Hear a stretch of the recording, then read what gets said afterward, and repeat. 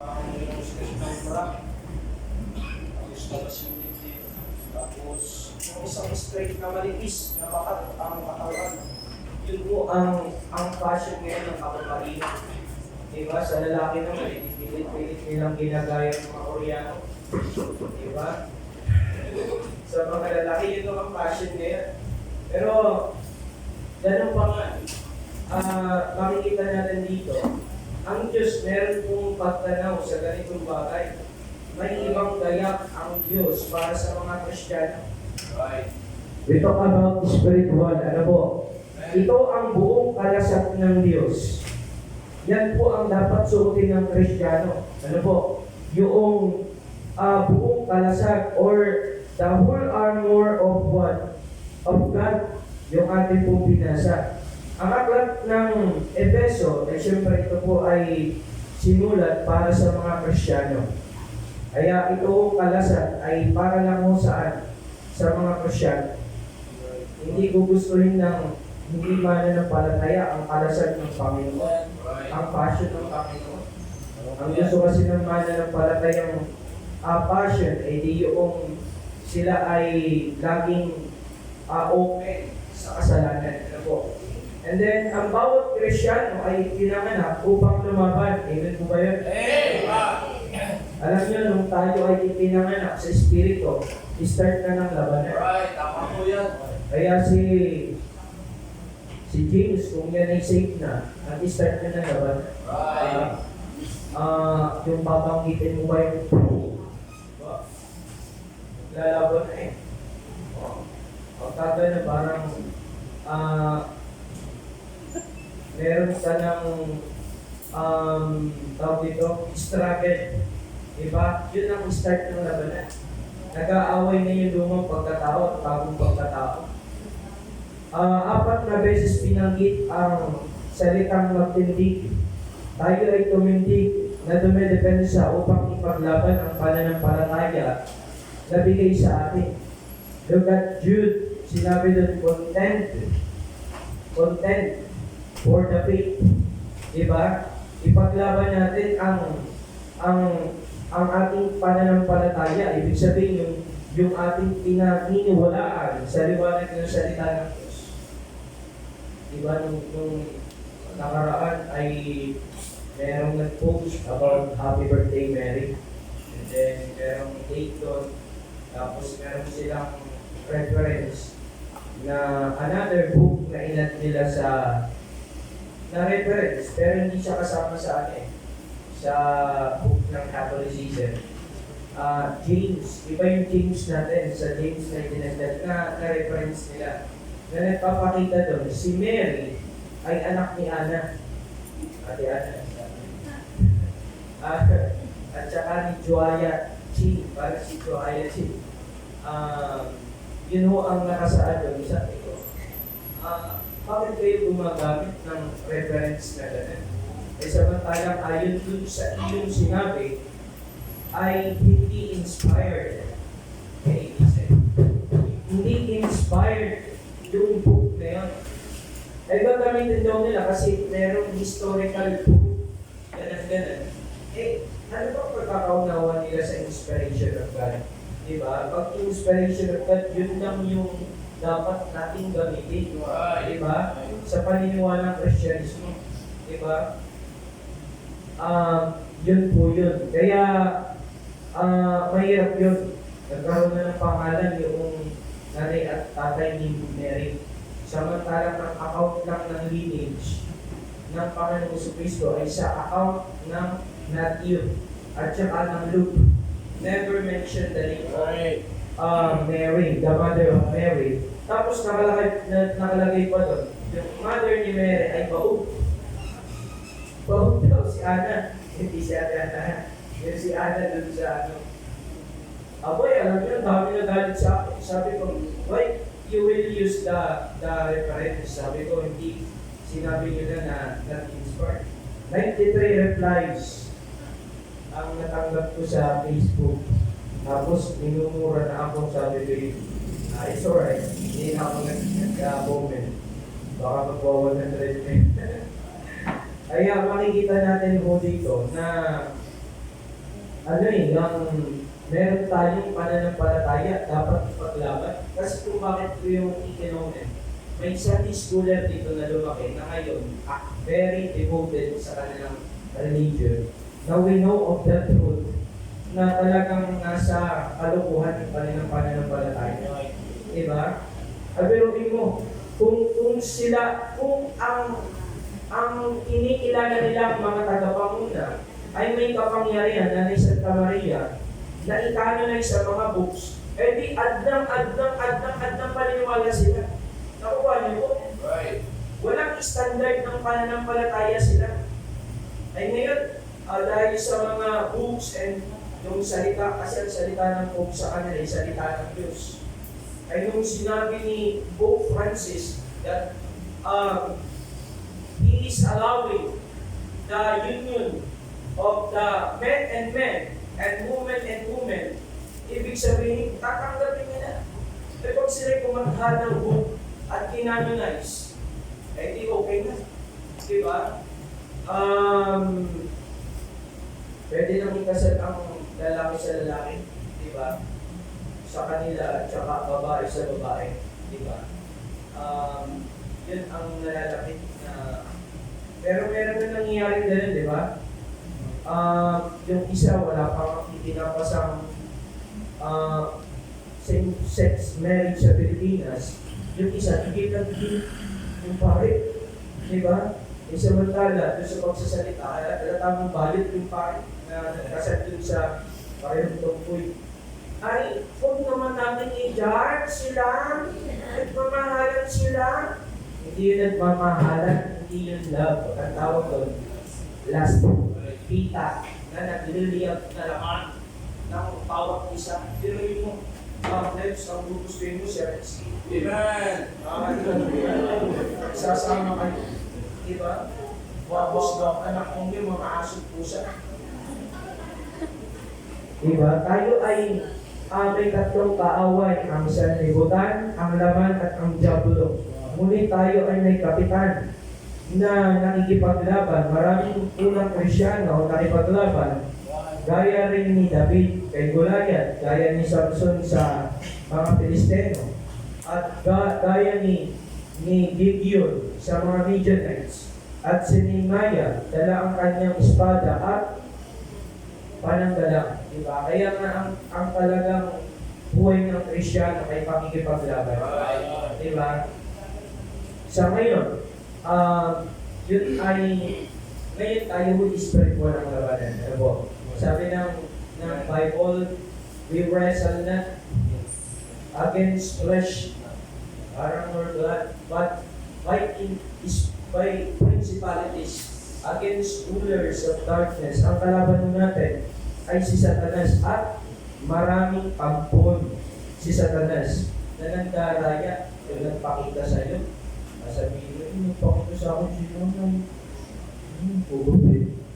Diba? That is the deceiving works of the devils. Diba? Yun naamoy mo yung babang mo, yung mahilig mo sa pakita. Naamoy ko talaga si nanay. Ay, medyo ba naman sa sumpulit. Ano ba yun? Ang ating laban, pangalawa, ating laban, manatiling mapagmatsyag, Lukat 26 verse 41. Matthew 26 verse 41. Pakibasa nga po, Brother Clarks.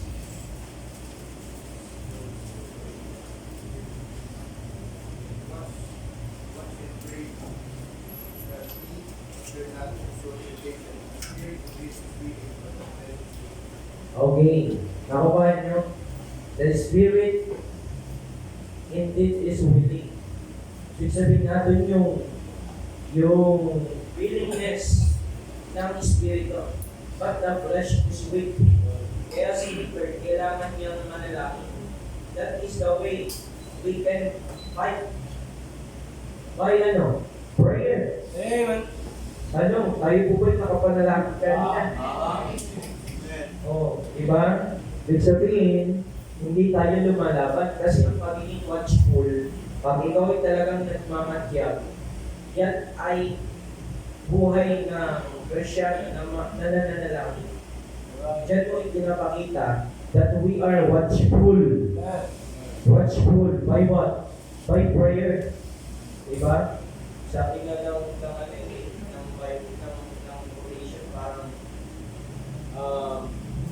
ang diablo hindi siya nasisindak sa posturang may kabanalan. Alam niyo, ang diablo napipris siya sa gawa niya kapag ikaw ay nananalangin.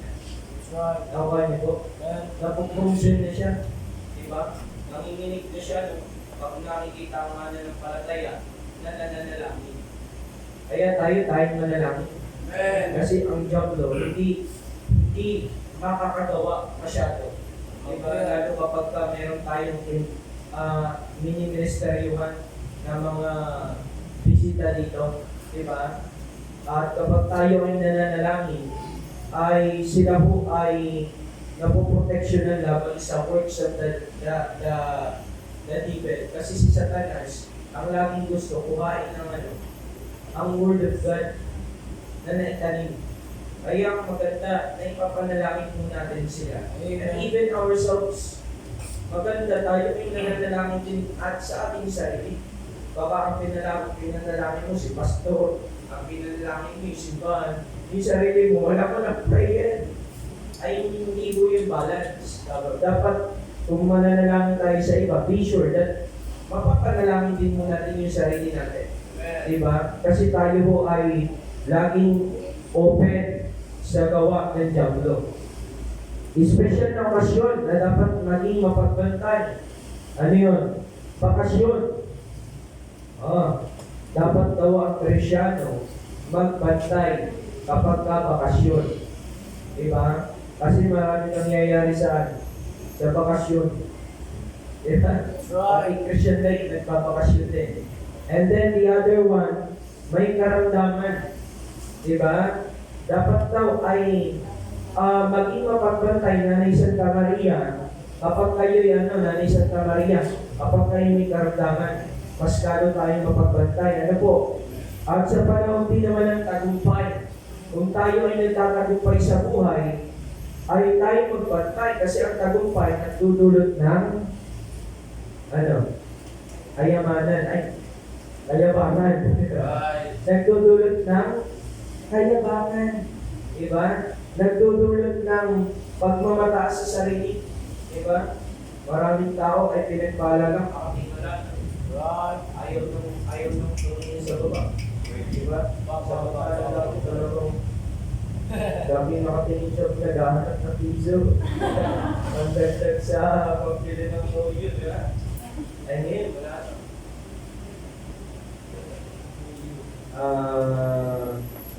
Ganun yung ngayon ang mga pinagpala.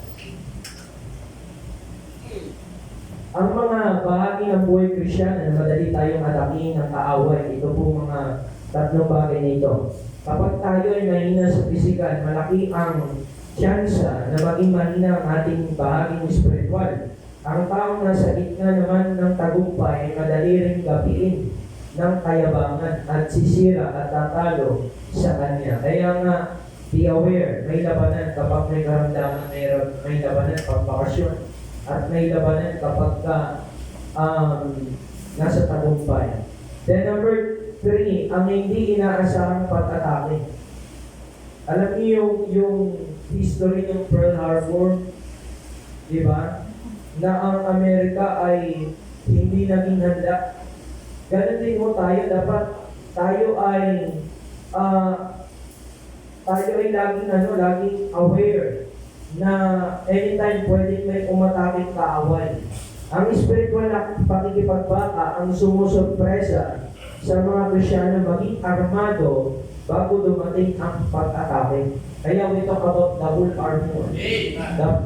Dapat bago umatake ang diablo, meron tayong full armor na talagang nakaprepared tayo bago pa sila dumating. Diba? Tama ba yun? Ang preparation, hindi yung kapag nandiyan ang bagyo. ang preparation bago dumating ang bagyo. O yung hirap nun. Tama nung bumabagyo, pera yung bagong kabit-kabit niya, no? Pumapalo sa kanya. Baka malipad. Ay kahit bumabagyo talagang nag-ano kami, nag-rescue kami sa taas. Nadadala na namin ang lakas. Ay ang pangit mong gano'n, di ba? Proof sa pagtatalo. Maganda ang preparation. Talagang wala pa nangyayari, tayo ay prepared na. Walang kalasat para sa mga umatras. Ang kalasat ng Diyos ay disenyo para sa mga Krisyanong nagpapatuloy sa paglilingkod. Ito ang dahilan ng pagtatalo ng mga tumatalikod. Isuot ang buong kagayaan ng Diyos na nararapat nating gawin. Ito ng buong kalakasan, kaya dapat kumpleto tayo sa armor. Diba, hindi lang yung helmet, hindi lang yung breastplate. We talk about dyan sa bagay niya mamaya. Hindi lang yung may sapatos ka na pangdigma at meron kang kalasag at meron kang dapat kumpleto, meron ka rin espada. Right? Ang mahirap yung lagi kang wala kang patay. Diba? Di ba sa boxing gano'n? Hindi lang puro gano'n pagkagalong pa, imamihina ka lang. Diba? Uubusin nung kalaban niyo yung nakaspeed. Kailangan may pamanuan. Lalabang ka rin. Hindi lang laging puro depensa. Bahagi ng kalasag. Number 1, ano nga yung loins or bigkis ng katotohanan. Loins. Ano nga yung other text? Ephesians chapter 6. Look at Ephesians chapter 6.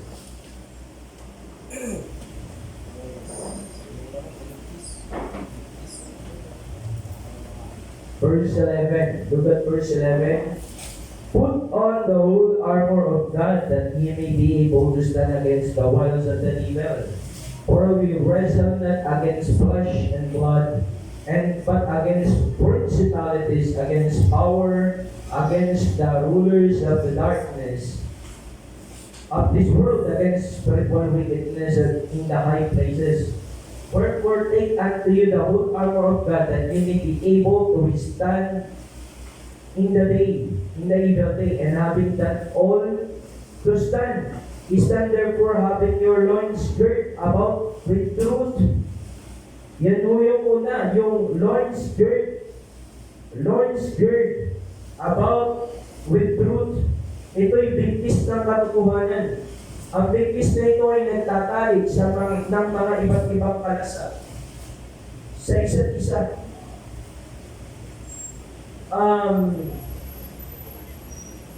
Nangangahulugan ng salitang katotohanan. Nangangahulugan ito kasi binanggit dito yung truth. And what? Verse 14. Ayan, yung pong katotohanan o yung sinseridad. Ito ay kalinawan at kawalan ng anumang daya. Ang kasuotan na nabanggit ang tinapay na walang lebadura ng sinseridad at katotohanan. The same sense. Ang katotohanan ang magpapalaya sa atin at sa anumang pandaraya. John 8:32. Pinalalaya tayo nito mula sa takot sa tao. Namumuhay ang Diyos sa kapaimbabawat. Ang salitang ipokrito ay nangahulugang siya ay nakamaskara. Ang unang bahagi ng kalasag ay ang sinseridad at katotohanan. Ang ibig sabihin po pala ng Lord Spirit, ito ay sincerity at truth. Ang pagiging totoo ay naglalayo sa atin mula sa mga atake ng kaaway. Mayroon ng makadiyos na pamumuhay. Kalimutang pahangain ng sinuman, maging totoo sa inyong sarili. Alam nyo, if we have this kind of armor, we are protected. Diba? We are protected na tayo ay maging hipokrito. We are protected na para kang laging nakabalat kayo. Diba? Kung ano, yung loins girt about the truth. Tayo ay magpapatuloy sa Panginoon na tayo ay merong honest na buhay. Di ba masaya yung honest na buhay? Amen. Wala kang kaaway. Fraud. Di ba? Wala kang sinesikreto. Kasi meron kang honest na buhay. Di ba, tinan mo yung mga taong hindi honest, akala mo laging siya ay nagtipitin na pinag-uusapan, lagi siya nagtipitin na parang may sinasabi ang ibang tao sa kanila. Kasi, alam niya sa sarili niya, meron talaga. Kaya kailangan natin ng this kind of armor, the loins that gird about with truth. Nagets nyo? Nagets nyo? Tungkol sa sinseridad at katotohanan. Diba? Tayo ay pinoproteksyonan. Saan? Sa pagtatake ng tao. Kasi kapag tayo namumuhay ng kaipukrituhan, we are open. Tayo ay talagang we are, tawag dito,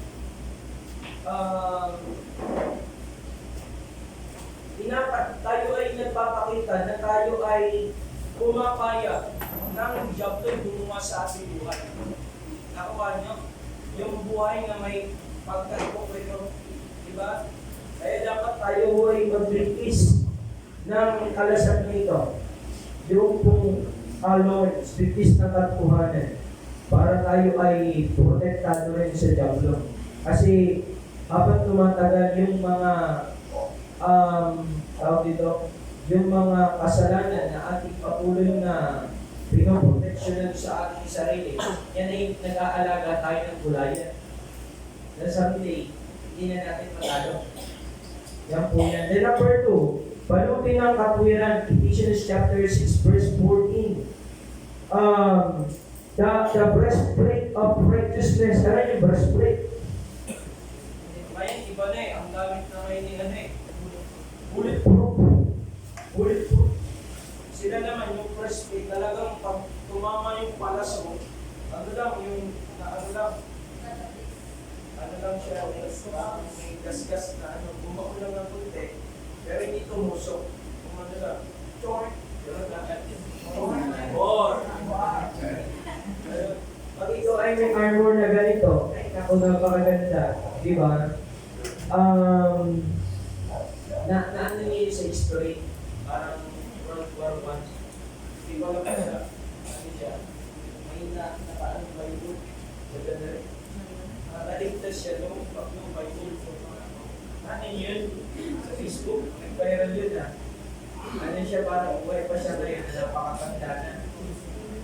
Yung bala, kumano doon sa Bible. Sumangat doon sa Bible. Ay hindi na-preserve yung buhay niya. Pero hindi yung literal na, baka Bible sa sarili na liligtas. Yun ay flesh ang naligtas sa kanya. Pero hindi tayo maliligtas ng pag tayo may Bible lang. Okay? Ang salitang ugat ng katuwiran ay matuwid. Ang baluti ay pinoproteksyonan o pinoprotektahan ang pinaka-importanting bahagi ng katawan. Ano ba ang meron dito? Ano meron dito? Puso. Huwag nila. Tama si Ray pa rin. Puso talagang pag-uusapan. Diba? Yung breastplate, pinoproteksyonan yung ating puso. Yung ating ngip kasi ang puso, naandun yung emotion. Alam niyo yun? Naandun yung temptation. Diba? Kaya kapag tayo ay merong balutik na katuwiran, ang pamumuhay natin ay tawag ito'y pamumuhay ng tama. Amen. Kasi pag tayo namumuhay ng tama, bumabaon ito sa ating puso mula sa mga maling emosyon at tentasyon. Ito ay depende sa natin mula sa anumang masamang dahil tayo ay nararapat maging masigasig at magawa ng mabuti. Wanyo, ay lalo sa mga kabataan ngayon, talagang ang binabanatan puso. Diba? Talagang parang sa mga tingin sa akin si kaya si Aaron. Diba? Yan, ang kabataan niya, nag-uusap na kami yan si Mayla. Sabi ko, Mayla, anong mo sa ngayon? Ay, kung ibabalik lang ang nakaraan. Diba? Yung edad ni kami yung edad nila Kim, nila Mang Kayla, nag-enjoy ba kayo? Mga hindi ba? Enjoy. Mas maganda na sa tamang edad talaga. Eh pag nasa batang edad, ang hirap ko. Puro yan sa mga tampo-tampo. Sige, hindi ako kakain. Kumain ka dyan. Ano mo naisip bata? Ay, ikaw na magpalit dyan. Manong yan. Yan na lang naisip bata. Ay, pagka mga edad na mga 30, hindi na masyado eh. Mga 20, mga 25. Ronald, mga 25. Yes! Ano na yan? Talagang may tamang kaisipan. Uy, mga meron, 17, 18, 19, 20. Uy, mga nag-iirin pa yan. Diba? Mga nag-ano pa yan. Nag-Korean, drama, mga episode. Nahirap po. Kaya ang Kristiyano, dapat meron pong ganitong klaseng armor. Ano yun? Palutin ng katwiran. Dinidepensahan yung iyong puso. Yung damdamin na mga mali. Diba? Paano malalaman na ang damdamin mo yung mali? Eh di magbasa ka ng Bible. Diba? Magbasa ka ng Bible. Friendship. Baka yung nararamdaman mo yung puppy love lang. Ano natin yung right? Eros na ba yun? Yung maling pag-ibig ba? Di ba? Ang tamang pag-ibig talagang napapanahon. Talagang magsasama ng may kaayusan. Hindi yung nagsasama na ang gulo-gulo mong pagsasama. Hindi nga makapag-desisyon na magpakasal. Diba? Sabi mo ba, hindi na uso ang kasal sa iyo. Diba? Sa iyo kasi gusto mo ay madalian. Pero ang Bible, uso ho ang kasal. Inire-recognize ng Panginoon ang pamilyang nagsasama ang mga-partner o mag-umaman as family. Ang nire-recognize ng Diyos ay di yung kasal. Kasi ang author ho ng kasal, sino? Ang Diyos. Ang author ho ng kasal. Diba? Yan po yan. Then, panyapak ng katotohanan, Ephesians 6:15. Ang matalinong general ay nakamasid palagi sa sapatos ng kanyang mga sundalo. Hindi sila makapaglalakbay kapag wala nito. Ang bakas ng kapayapaan ang nararapat iwanan ng mga sundalong Kristyano saan man siya magpunta. Tumutulong ang panalangin upang maging payapa ang ating isip. Tinatatag din dito ang ating lakad. Binigyan tayo ng Diyos ng paa upang ipangaral ang Ebanghelyo. Gamitin natin ito para sa Kanya. Kuha nyo, yung panyapak ng katotohanan ay baka dapat yun ay pinapakita na sa bawat lakad natin, dapat nag-iiwan tayo ng bakas ng kapayapaan. Nakuha niyo? What is that? The gospel of peace.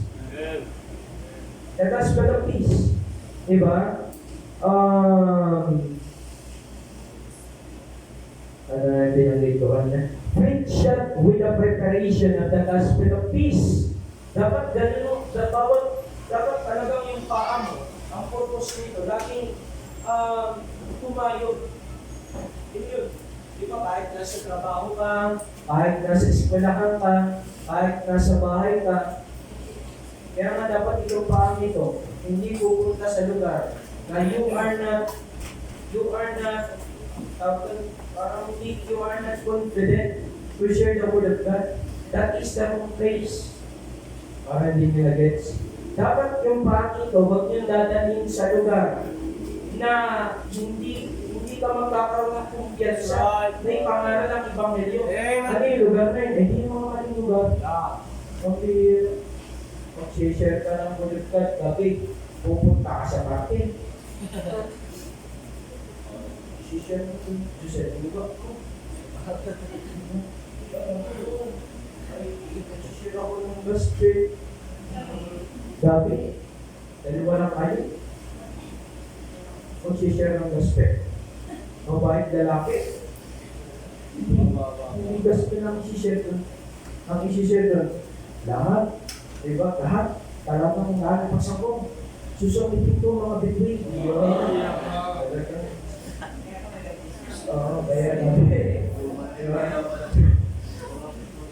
the other one. Kalasag ng pananampalataya. Okay, verse 16. Kalasag ng pananampalataya. Shield of faith. Ang kalasag ng mga Romano ay halos kasing laki ng isang pinto. Pinoprotektahan nito ang buong katawan. Maaari rin nila itong ikabit sa iba pang kalasag upang makabuo ng dingding. May ilan na binubusan ng tubig ang kanilang kalasag upang patayin ang nagliliyab na palaso. Sa lugar di pa sinabi ng Diyos kay Abraham, siya ang kanyang kalasag at kalakasan. Ang kalakasan ng ating pananampalataya ay mula sa pagbabasa natin ng Biblia. Kuha nyo?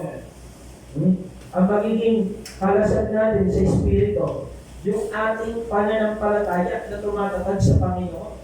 Kaya sabi ng Romans 10:7, faith, Joey. Faith cometh by hearing, and hearing by the word of God. Hindi mo yun sa ating yun mo sa ating mga mananampalataya. Diba? Na yung pananampalataya ay dapat patuloy natin patatagin. Ito yung magiging kalasag natin na protektado yung ating buong katawan. Diba? Bago pa tayo maatake sa ibang bagay, kailangan munang maatake yung shield mo. Diba gano'n? Diba? Kapag natanggal na ito, nawala na ito, tsaka ka ngayon mahihirapan, nakuha nyo. Kaya dapat dito pa lang. Ano yung kay Captain Margaret? Yung kalasag.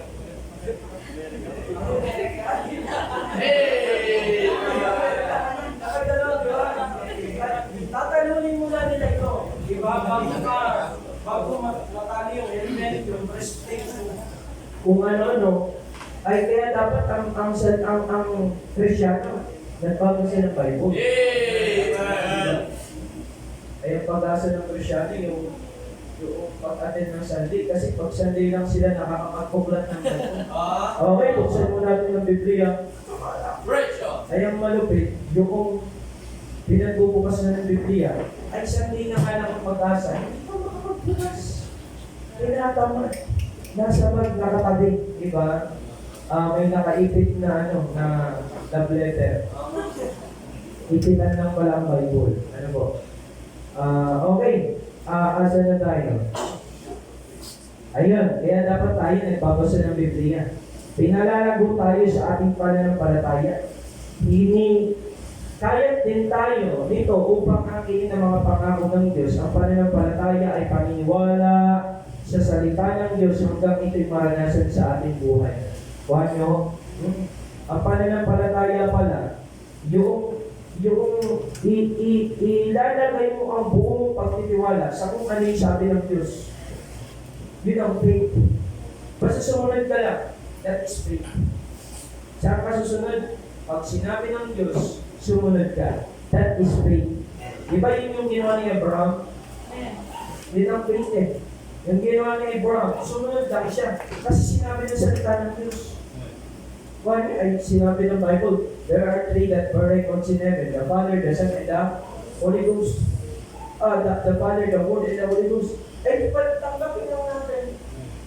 These three are one. Pwede ko ayaw tanggapin. Paano nangyayari yun? Ang anak, ang walang, di tatlo. Ay, iba nga ang mathematics ng Diyos. Ang mathematics ng Diyos ay ano? Times. 1 times 1 times 1 equals 1. Ang alam lang ng Muslim ay ano? 1 plus 1 plus 1. Hindi tatlo ang Diyos natin. Kaya, parang nakatulad na siya kasi, ganun lang po mo. Pero mo, pag si Renzi nag-asawa, huwag muna yan. Pag si Ronald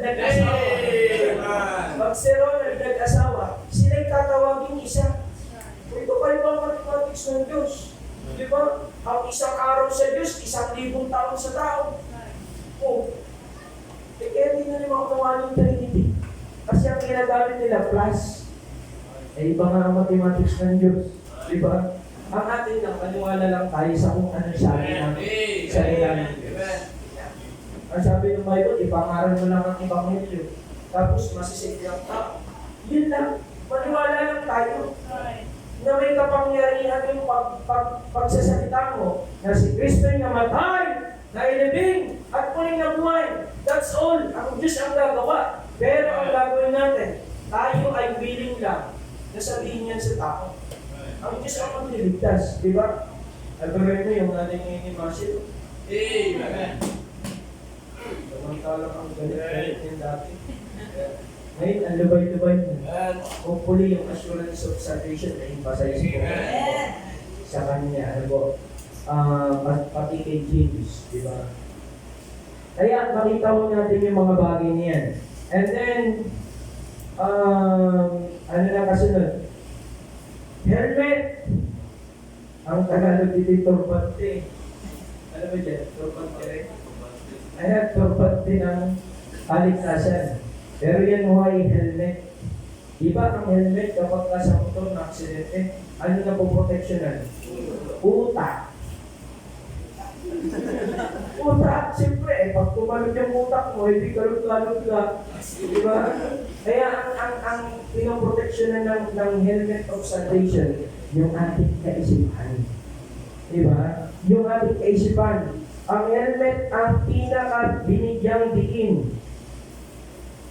Ito ang larawan ng katiyakan ng kaligtasan. Ang Kristyano nagdududa sa kanyang kaligtasan ay hindi mananalo sa anumang laban sa kanyang kakaharapin para sa Panginoon. Iniingatan ng helmet ang ating pag-iisip. Kailangan nating bantayan ang ating isip mula sa bawat kaisipang pumapasok dito. Alam niyo po ba na si Satanas, binabago yung isip natin na galing sa salita ng Diyos. Kaya dapat bantayan natin. Sabi ng Diyos kay Eva, kay Adan, sabi ng Diyos kay Adan, pag kinain niyo yan, mamamatay kayo. Ang ginawa nyo ng Diyos, binalik ka. Pag kinain mo nga yan, hindi ka mamamatay yan. Kawan niya. Diba? Sabi ng Diyos, kapag ikaw ay nanampalataya, ikaw ay ligtas.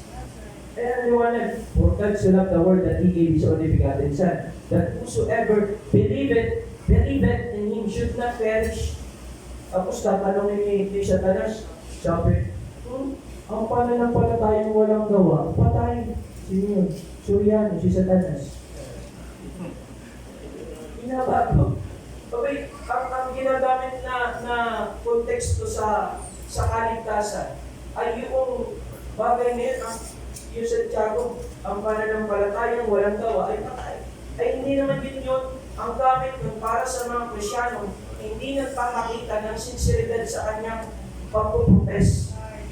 Pero yung sinasabi mo, Kristyano ka, tapos ang buhay mo, ang gulo-gulo. Where is the works? Where is the fruit? Yun. Diba? Faith without works is dead. Kung sinasabi mong saved ka, tapos yung mga gawa mo sa Panginoon ay ang gulo-gulo, parang hindi saved. Ay faith without works is dead.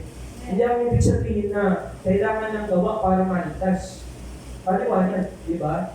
Kaya si Satanas, yun ang gagawin sa atin, di ba? Tapos si Nanay Santa Maria, tsaka si Nanay,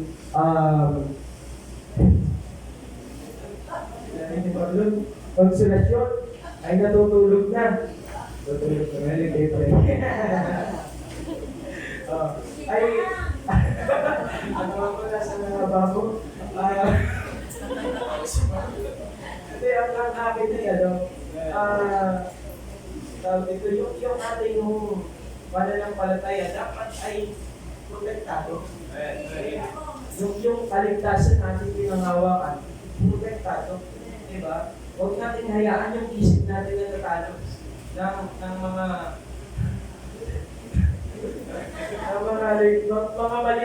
maling sinasabi ng Diablo sa akin. Pero yung ikaw ay nagkasala, tapos sasabihin mo, unsafe ka na. Ay pag safe ka na, hindi na babago yung relation. Yung fellowship ang nababago. Doon si David naman, nagkasala, hindi naman kaligtasan ang nawala. Ano yun? Anong nawala? Joy of salvation. Malayo yung joy of salvation sa salvation. Ang salvation ay kaligtasan. Ang joy of salvation ay fellowship sa Diyos. Yun ang nawawala. Nakuha niyo yung ang sika-sika mo, nagkasala ka, nanlalantutay ka, nalulungkot ka, nalulumpay ka. Yung po yun. And then lastly, tabak ng Espiritu or the sword of the Spirit. Ito ang kalasag ng banal na Espiritu sa ating mga kamay. Ito rin ang ginamit ng Panginoong Kristo para labanan ang Diablo sa Matthew chapter 4 verse 1 to 8. Diba? Tinukso, ginamit ng Diablo yung pagkakataon ng Panginoong Kristo. Fasting, 40 days and 40 nights. Iba kung ano nung in-offer para mabago yung isip ng Panginoon. Kung alam ng Diablo na siya ay Diyos, bakit pa niya tinukso? Kasi mananukso siya. Yun ang sagot. Yun ang tiniprotihan yun eh. Pero, kung bakit siya tinukso, ay mananukso ko siya. Ngayon, ang ginamit ng Panginoon Kristo, what? The sword of the Spirit. What's that? The Word of God. Kaya maganda tayo ay laging may Biblia. Meron tayong Nanay Santa Maria, meron tayong memory verse, Nanay Santa Maria. Diba? Meron tayong Biblia. Hey! Dapat meron tayong Biblia. Dapat yung lagi kang mayroon tayong devotion every morning. Meron tayong devotion every night. Meron mo tayong tawag dito, meron tayong memory verse. Tuloy mo yung mga memory verse. Kanina nga, umaawit lang ako ng tugat with the glory. Nare-refresh yung spirit ko. Habang ako nagdadrive, sabi, to God be the glory, great. Nadadirect mo yung isip mo. Diba? Yung pagsamba ng tama. Yung maganda ko yung may mga kanta rin na himnan. Ay parang ano rin yan eh. Parang lang, hindi ko din nasabi as part.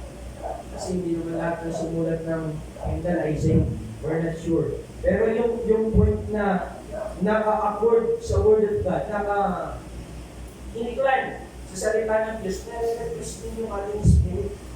Diba? Sa ating spiritual, so, lalo kung meron tayong mga memory verse. Diba? Kagaya ni, yung nakaraan, di ba, tinutokso ka? May mga verses yung nalabas, dalawa yun. Testimony niya. Dalawa yung verse na lumabas. Ay kung tayo maraming verse, Nanay Santa Maria, Nanay Santa Maria, lagi kang may panlaban, di ba? May panlaban tayo sa kuwan. May tanong ko kayo, may tanong ko kayo, wala kayong tanong. Let's, may tanong ka? Ikaw, Iyo. May tanong? Walang tanong. Joey. May tanong tayo yung mag-pray na. Tayo kung natin tumayo.